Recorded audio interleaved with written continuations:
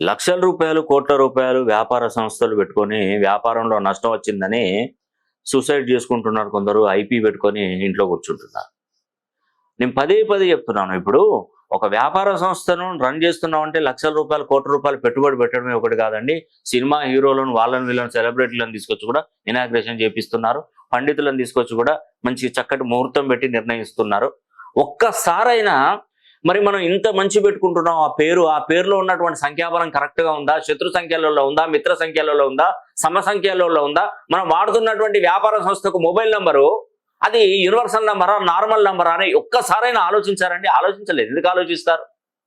ముందు నుండి వెనక నుండి ఏనుగులు పోయినా మంచిదే, కానీ ముందటి నుండి ఒక చీమను మాత్రం పోనివ్వరండి. నిజమండి, నేను చెప్తున్నాను, ఇది 100% నిజం.